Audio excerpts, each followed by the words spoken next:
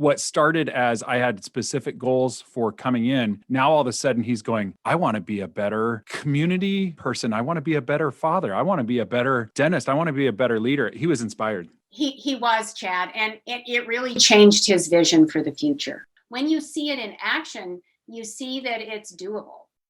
You're busy, you've got a decent practice. Nobody wants to be decent. You want to be great, and you want to have a great practice. So how did the most productive, profitable dentist in the nation balance real life, work, and profits, and somehow make it all seem fun? Well, it comes down to simple, everyday practices. So grab a lunch, join us as we chat with top clinicians and influencers to discover their formula for uncommon success. Are you ready? Then it's time to explore everyday practices.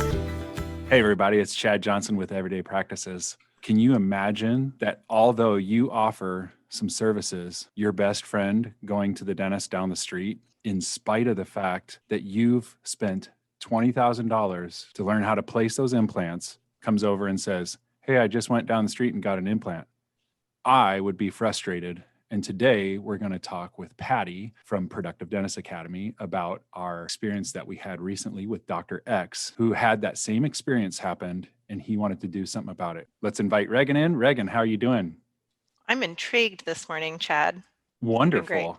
And to string this out and find resolution to this problem, Patti, how are you doing today? Fabulous. Excellent. Patti, can you tell us a little bit about this story today and how you helped? Yes, we have a current client with Productive Dentist Academy, and he was a little frustrated about that very situation that happened for a same-day type smile or a full case veneers, full case smile. And that patient went out of state to do it and to get that smile redone. And he was extremely frustrated, and he was looking around for courses that would help him with his organization and his clinical skills to provide that opportunity for many patients in his community and outwards of his community. And he just didn't find anything that was offered, that was hands-on, that he could observe and see how to make this happen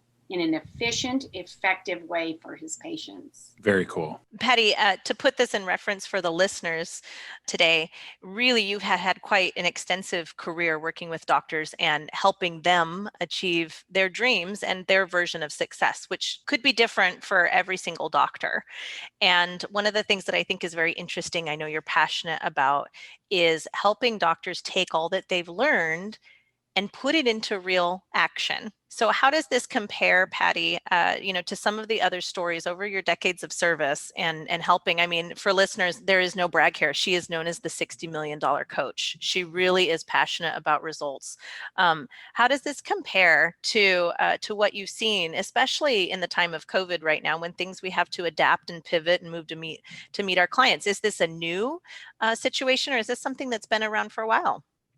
You know, it has been around. It's something that PDA has offered in the past, but not during COVID. And we have a dentist now that's on faculty that has a passion for serving his patients at a level to get them a new smile, give them new hope for their smile, and get them in and out in one day and make a big difference. So we want to share that message with many other dentists and be able to give them a window into how that's being done very successfully within that practice. And so I get to help with that.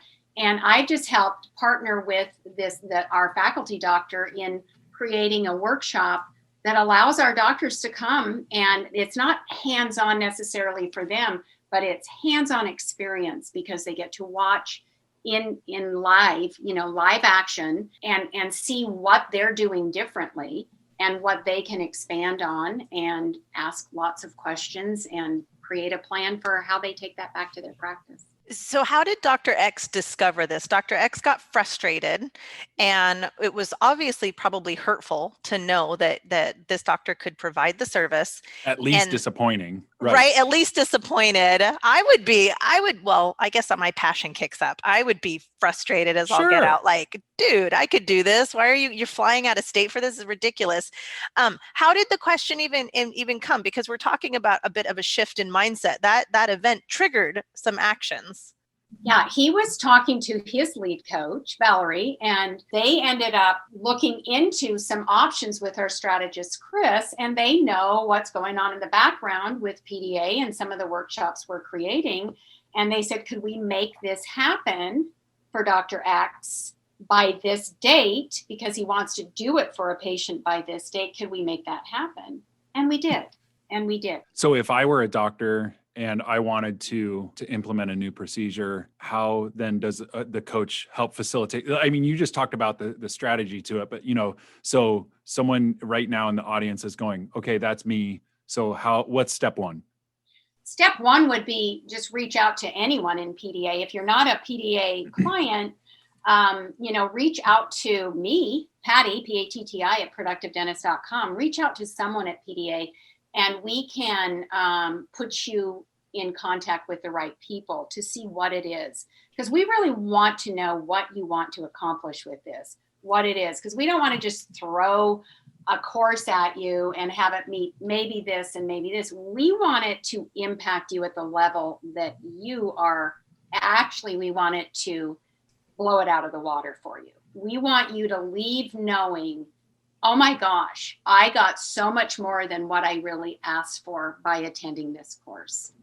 And so just reach out. If you're in coaching right now, reach out to your lead coach and say, hey, tell me a little bit more about this. And then they're going to question you to make sure the time is right. Because you do have to have your ducks in a row to be able to do this. To have actionable steps for you to get to there. Absolutely, Chad. The doctor needs to know why this is important to him or her. Okay? Well, for example, I tell people when they're considering going fee for service from a PPO strategy, that the first thing you have to do is convince yourself that you need and want to do it. Because if you can't go to your team and explain why you wanted to do it, you're hosed. Because like, if you don't believe it, why should the team believe it? Right. You've got to be a leader in this. Whenever you want to change something or expand on something, you got to have a team that's behind you and they have to understand the why behind it. And so this doctor chose to come on his own. And so it was a little bit different. We would highly recommend you bring a lead assistant, maybe a lead treatment coordinator, a couple of people that can help you implement this when you go back, and that their eyes, because their eyes are going to pick up different things than the doctor's eyes. And they're going to hear different things. Okay, Patti, so let's back this up a little bit. The doctor wanted to go where and wanted to accomplish what? So the doctor would decide, okay, this is something I want to know more about, or I've dabbled in it, but I really don't know how to. And I'm going to use same-day smiles as an example. That was this case. So I want to know how to effectively prep and deliver a smile in a day for this patient, so they leave at the end of one day with a gorgeous smile, and it changes their life. It changes the patient's life. I want to know how to do that effectively, efficiently, without stress. I want to know how to do that. So that's one thing. I mean, you could do it on implants. You could do it on just scheduling flow, being productive, because this faculty member happens to have is very productive also. And so how do I do it? I'm interested in knowing about that, and I want to do that. Okay, so I want to go and watch this doctor do this and his team and how they support the doctor. So I want to do that. Sign me up. Okay, well, that's the easy part. I mean, that's the easy part. We can get you signed up. We can get you there. What we want to make sure of is that you know why you want to do this, and that we have at least one pre-meeting to be able to put down on paper what it is you're really wanting to achieve. And then we're going to help you achieve it. We're going to help you with steps to point you in the right direction. As Chad said, actionable steps. that, because what we don't want you to do is invest your time and energy and money into a program and then just go home and not change anything. So I have a question for Chad then that kind of looks at this from a doctor's perspective. Yeah. Whatever equipment you have or whatever service it is you want to provide, we'll pick CERAC because you went on the Same Day Smiles track. Sure. How is this different? How is going in person and observing a doctor different than, I don't know, attending other programs or attending a lecture?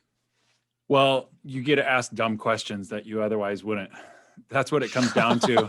Is, like, because when it's just you and you get to go, so do you like, I know this sounds like a dumb question, but do you have to like put it in the oven then after it mills? And then, like they go, yeah, you just watch. We just put it in the oven and you go, oh, why didn't they ever just say that? So sometimes it allows for you to ask a dumb question. It reminds me too of Victoria always saying that success requires support. And we've heard more of that this year from Victoria mentioning that.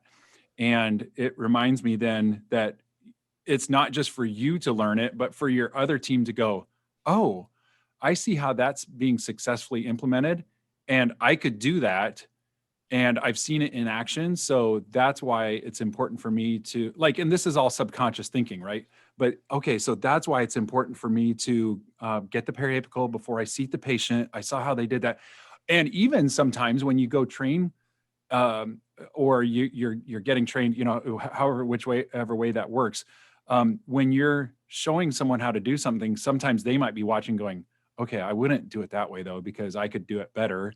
And now I know that I could do it better with that. So, okay, so even though this taught me how to get to that point, I might even be able to surpass this standing on the shoulder of those giants by doing this or that. It actually reminds me of a dentist and I went and job shadowed him in, I think it was undergrad, and did amazing cases. And as he was doing his work, he had his gloves on and he was looking with an impression. So he had his gloves on and was working with the temporaries and everything like that, actually doing Same Day Smile stuff that we were talking about. And he took his thumb with his glove on and he was wiping it in his nose, trying to basically pick his nose. And at the same time, then he asked me, he goes, do you think you could maybe someday do, work like this? And I thought to myself, I'm like, well, step one, I'm not going to put my gloved finger in my nose. So yes, what he was doing was awesome, but it also showed that it's like, in my mind, you can learn from what not to do as well, right? It's always I did not think about it from that perspective at all. I know, but it's true. If someone came and watched me, they'd probably be like, oh, I don't like how he, pushes the cord down too much. Well, fine. Now you know that that's what you want to do. So it doesn't always have to be a positive experience for it to be a positive experience. You might go and go, I liked 80% of what they did. And one thing that I didn't like was he never seemed to smile at the patient. Okay, well then that's something that you learned. So it's going to make you aware. It's going to make you far more aware of things that you are typically what you want. Could be blind to also. Yeah. So you might not be aware that you're stuffing your nose in your finger in your nose. Well, and if you ever brought that up with that person, but but you're now able to make a decision, and it's become, awareness is okay.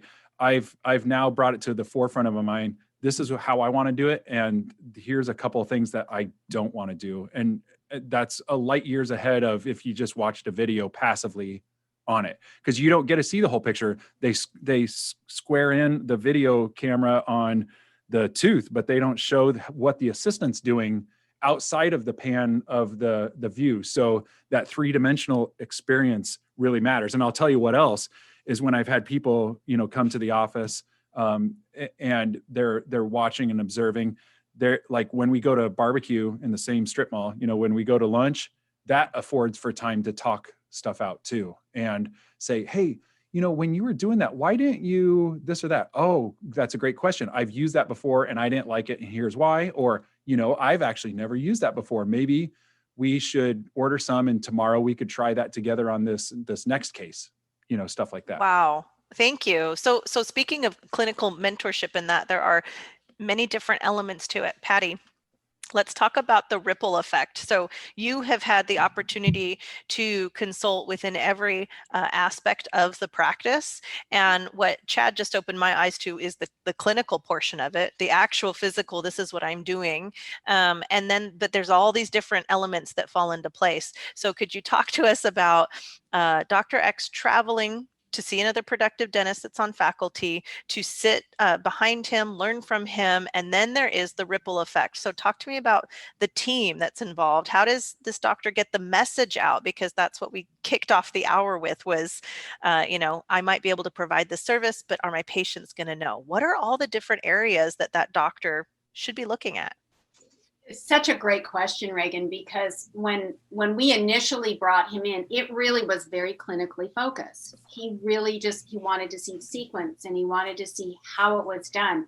What he wasn't really thinking about was the communication process, the intake of that patient necessarily, how we screen that patient, what we look for, who's screening that patient, the financial obligations that the patient will need to make, and how can we make that comfortable and affordable for a patient so more people will say yes. How do we get people talking about it internally within our office and externally? So there's a marketing component also. And then how do I delegate and really get my team on board? So there were a lot of questions that were asked while we had breaks at the meeting or during the day, the clinical day. And just so much great conversation came out of that. And Chad, I'm so glad you brought up what you did, because, there were things and we learn from each other. We learn as we go. It's so much fun for dentists to be able to share some things. And Yes. our faculty learns things too. They're not like, you've got to do it my way, or, Right. This is something that has worked for me. I want to share that. But if you have something that has worked really well for you, please share that with me, because I'm very open to that. And you just get better together. And so once they're aware of all the little things that go into this that maybe they hadn't thought through, it helps them then to start going, oh, wow, okay, I could really polish this now. I could really take this places when I have this in place, this in place, this in place. Sure, I can do the clinical now. I feel a lot more confident. And I'll get better and better at that. And if I want to really be efficient at it, there's a lot of other things I can do. And I'm not going to get to do it if patients don't know about it, or if they can't afford it. So I have to open those things up too. Dentistry is very isolated. And so it's cool because when we're able to do this kind of stuff, when else during the year or during the next decade are you going to be intentional about collaborating with other dentists? Sometimes it doesn't even happen with specialists. It's awesome, like Suresh Goel, when he collaborates as a periodontist with the general dentists that refer to him, and that he refers stuff to them. And it's so cool. But not everyone has that. And so dentistry is very isolated. It doesn't afford for collaborative learning, but this is an opportunity to be able to do so, which I really like. Well, and it's awfully intimate learning, isn't it? I mean, this was a one-on-one thing. I got a two-pronged question for you, Patti. What kind of an investment time-wise was this for Dr. X? And how long do you think true implementation really would take? So the goal for this doctor was to do same-day smiles. Mm-hmm. What has CEREC, has the machine, had done it before, but just not in the same day scenario. So what is the reality of this? What type of time investment and commitment does this doctor want to be making to achieve this? Yeah. So the commitment and the time forward, I mean, when he came, it was a day and a half of time commitment to come to travel. Well, it's probably about 2 days with travel to come in and watch and learn, and then to take that back. I mean, it could happen as fast as, if he had people in mind, I mean, he could start putting that into play in the next 30 days. The marketing aspect of it, or getting the word out, you can start speaking internally like this, as long as you have a good message. And that should be planned. That should not be random. That should be a planned message with your team. And your team are the best ones to plant the seeds, right? For, have you ever considered, have you thought about this? And so your team can be very powerful in that. And then you bring in somebody with like PDA marketing, and you start getting your message out there digitally. That's one way. You could do it through direct mailers. You can do a lot of different things, whatever your budget allows you to do. And then you continue to build that and layer it. And then pretty soon you are like the expert in your area. And anytime same day smiles or implants or something pops up, you can go. Now that takes a little more time to build, but with internal discussions, you could start. He wanted to, this was a goal of his. He wanted to be able to start attracting 4 cases a month. Now, he knows that's not going to happen in the first month, right? He knows it's probably not going to happen in the first 6 months. Could it happen by the end of the year? I think even if he got 2 cases a month by the end of his first year, he'd be thrilled. He would be thrilled. So it's more a matter of how do I do that? And then what happens when I'm getting a lot more than that? What happens? And that's where that team delegation is part B of your plan. What happens when I'm truly successful in this? Then what do I do? How do I build on that? Bring your lunch or take us to the gym again next week to improve your everyday practices. Also, subscribe on iTunes, follow us on social media, and sign up for our email list. Now get out there and win with everyday practices.